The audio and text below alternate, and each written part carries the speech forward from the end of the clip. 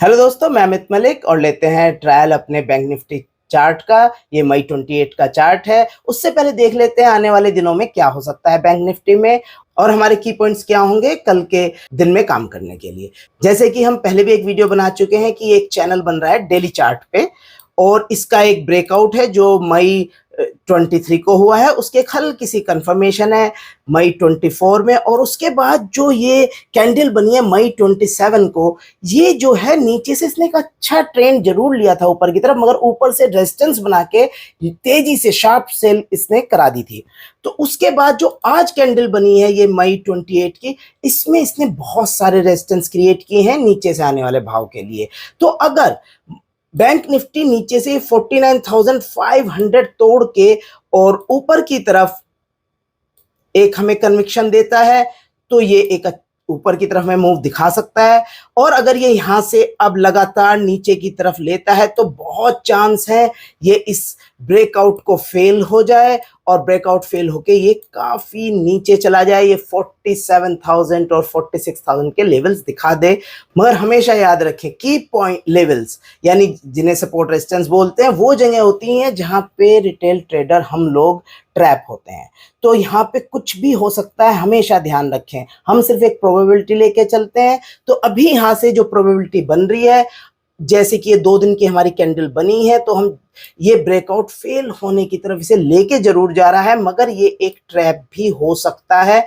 तो अगर ये 49,500 से ऊपर कन्विक्शन और अगर नीचे की तरफ अभी ये कंटिन्यू करता है तो एक अच्छे लेवल की हम उम्मीद कर सकते हैं नीचे की तरफ। और अब देखते हैं इंट्राडे चार्ट में इसने किस तरीके से 2 दिन की कैंडल्स में रेजिस्टेंस क्रिएट किए हैं आगे के लिए कि बैंक निफ्टी ऊपर जाने से रुके। तो उन की लेवल्स को देखते हैं और उन पे कल काम करेंगे। और ये है मई 28 का 5 मिनट चार्ट।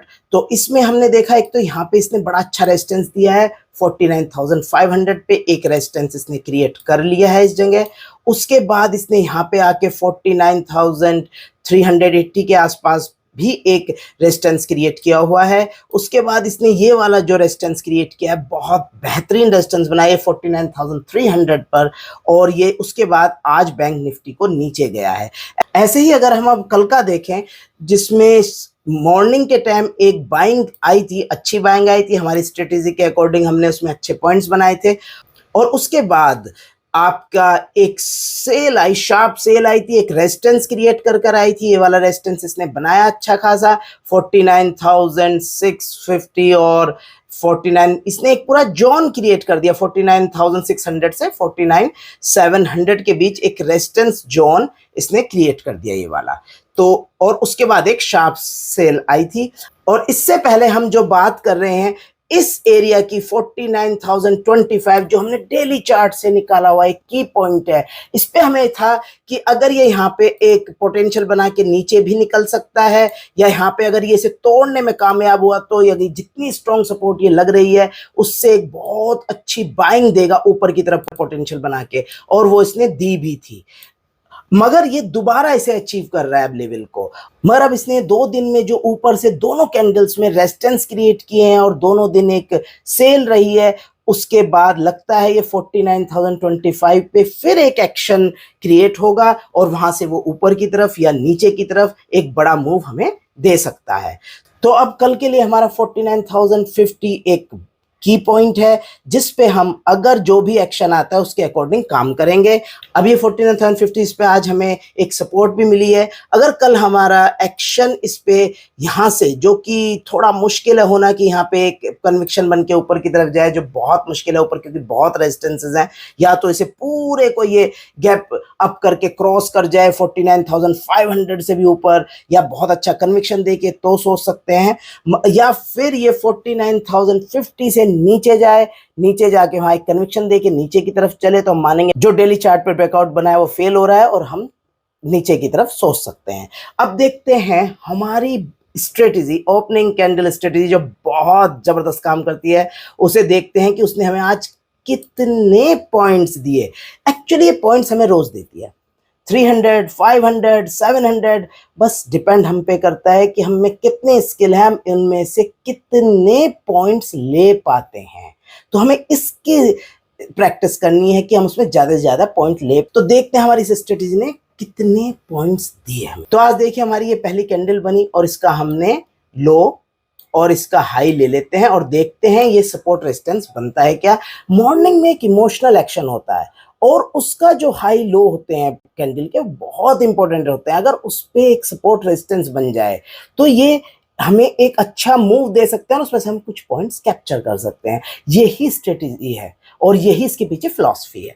और अब हमारी बनती है एक बियरिश एंगल्फिंग, ये वाली बियरिश एंगल्फिंग 930 की कैंडल है, मगर ये इसके बाद इसकी कंफर्मेशन इतनी अच्छी नहीं है। ये अपना एक डोजी बनी है और उसके बाद बहुत तेजी से इसने तोड़ दिया है आपका नीचे का इसका लो जो हमारी पहली कैंडल है। मगर इस बात पे हम कभी नहीं लेते, हम हमेशा तब एंट्री करते हैं जब हमें बहुत जबरदस्त कन्विक्शन होता है, हम भाव को पकड़ पकड़ के चलते हैं, तभी पैसा घर आ सकता। अब जैसे अगर हम गलती से एंट्री ले लेते तो हमारी फिर एक बुलिश एंगल्फिंग बनी है जो ऊपर की तरफ जा रही है। अब कैंडल स्टिक पैटर्न तो बनते रहेंगे, हमें यही सीखना है किसे हमें एक्सेप्ट करना और किसे नहीं करना। अब आप देखिए ऊपर से हमें हमारा जो ये हाई है इसे एक रेजिस्टेंस बना के आ रही है इसकी वजह से, और उसके बाद फिर नीचे बहुत तेजी से तोड़ रही है इसके लो को भी।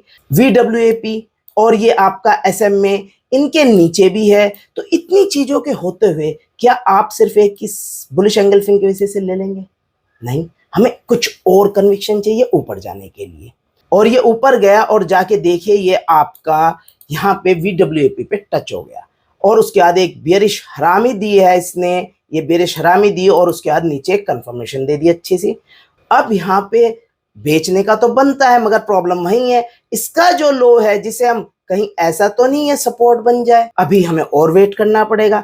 अब ये इसके तोड़ देता है नीचे, ठीक है, मगर अब भी हमारा ये तो खड़ा है यहीं कहीं जो हमारा ये आपका बुलिश एंगल्फिंग है। इतनी चीजें हमारे पास हैं सेल करने के लिए पॉइंट्स, मगर फिर भी एक बुलिश एंगल्फिंग तो है हमारे सामने खड़ा, एक रेजिस्टेंस क्रिएट कर रहा है कैंडल पैटर्न, तो फिर भी रुक जाते हैं। यहां पर एक बियरिश एंगल्फिंग बनती है और उसकी कितनी प्यारी सी कंफर्मेशन देता है। अब हमारे पास ऊपर का जो हमारा हाई है वो रेजिस्टेंस बना हुआ है, नीचे का लो टूट के एक रेजिस्टेंस बन गया है और यहाँ पर एक बियरिश हरामी अच्छी सी कंफर्मेशन के साथ आ चुकी है और यहाँ पे एक बेयरिश एंगल्फिंग आ चुकी है। तो और वो जो बेयरिश एंगल्फिंग आई है उसने इसके नीचे के लो पे बनाया है, तो सिर्फ एक इसकी वजह से रुकने की कोई वजह नहीं बनती और हम यहाँ पे सेल कर सकते हैं। और यहाँ से हमें जो पॉइंट है 49,300 से सीधा हमें 49,080 के अराउंड ये ले जाता है, तो हम यहाँ पे एक ये पॉइंट्स कवर कर सकते हैं। अब बात आती है कि हम टारगेट कैसे डिसाइड करें। मैंने हमेशा कहा है इसमें टारगेट वहां तक लेके आप चलिए जहां पे आपका पहला रेजिस्टेंस खड़ा हो, जो हमने पहले दिन डिसाइड किए हुए हैं। पहले दिन के रेजिस्टेंस सपोर्ट्स की पॉइंट्स सिर्फ देखे जाते हैं, कन्विक्शन मिलेगा तो यूज करेंगे, मगर यहाँ पे जब वो चल रहा है तो टारगेट की तरह तो हम इन्हें यूज कर सकते हैं, हमें एग्जिट करना ही होता है, चाहे उसे तोड़े ना तोड़े, क्योंकि हमें अच्छे खासे पॉइंट आ चुके हैं। 49,050 का हमारे पास एक रेजिस्टेंस था, तो ये हम निकलना चाहिए हमें यहाँ पे, मगर ये 49,080 पे है, ठीक है। आप अब भी नहीं निकले तो यार ये हैमर बनाए यहाँ पे, अब तो निकलना पड़ेगा, ठीक। अब ये अच्छी खासी एक यहाँ पे कंफर्मेशन आई है हैमर के साथ, नीचे अब बहुत जबरदस्त रेजिस्टेंसेस पे तो सारी बात हो रही है 49,050 पे पिछले एक हफ्ते से। अब अगर बहुत दिन हो गए हैं काम करते इस स्ट्रेटेजी पे तो आराम से यहाँ पे आप एंट्री कर लोगे, तो आराम से आप एंट्री कर लोगे और शायद VWAP तक आप फिर दोबारा कुछ पॉइंट कवर कर लो।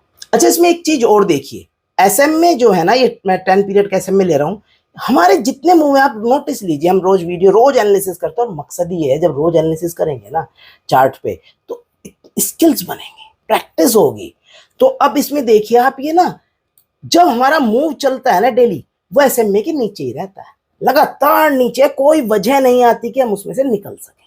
और एक ये बुलिश हरामी आई कंफर्मेशन के साथ, जब इतना स्ट्रॉन्ग ऊपर से मूव आ रहा है तो जब हम एंट्री नहीं कर रहे इतनी बातों पे तो निकलने की वजह नहीं बनती। और जब सामने हमारा 49,050 एक आपका रेजिस्टेंस है, रेजिस्टेंस और मैग्नेट का काम करते हैं भाव के लिए, प्राइस उधर को भागता है जिधर आपकी रेजिस्टेंस और सपोर्ट्स होते हैं, अगर पास आ जाते हैं तो हमारा इतना जबरदस्त नीचे ये सपोर्ट है और ऊपर से एकदम आ रहा है इतनी मजबूती से, तो वो भागना ही है 49,050 की तरफ।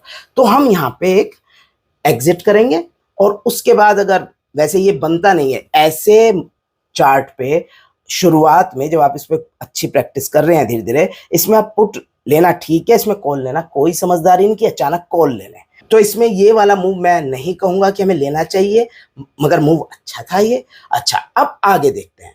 तो ये ऊपर जाके VWF के पास पहुंचता है, ऊपर रेजिस्टेंस भी है, बियरिश हरामी है और कोई कंफर्मेशन नहीं है।